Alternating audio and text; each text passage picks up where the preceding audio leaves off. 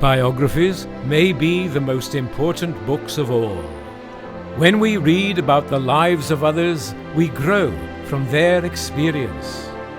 This book isn't just my story, it's about the 3 magnificent wisdom teachers who've enriched my journey. Reading about them will bring their gifts to life for you.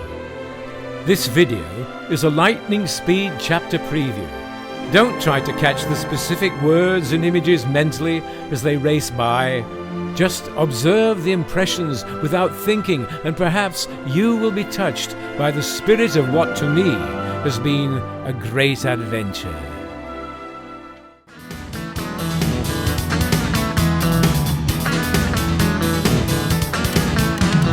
I got my first guitar around the age of 9. Learned to sing like Monday Dondigan on that old Rock Island line.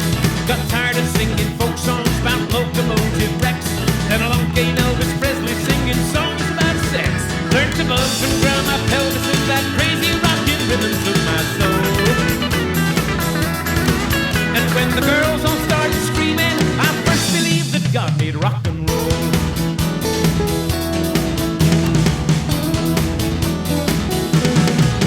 Now I saw the girl can't help it and rock around the clock. Love me tender King Creole with that good old jailhouse rock. Learned to curl my lip with Moody comb, my hair back mighty slick.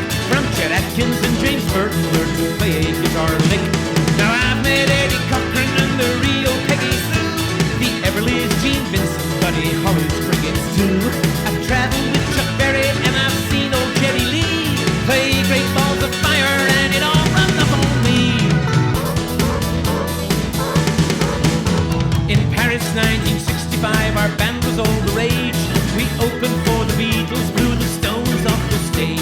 Musicians started doing drugs and dropping LSD, and no one seemed to care if they were singing off key. We said goodbye to Ricky Nelson, Little Richard, Bill and Don, and the golden age of rock and roll was gone, gone, gone. But that couldn't stop the music or that night train from Memphis in my soul. And though the times they were a-changing, I still believe that God made rock and roll.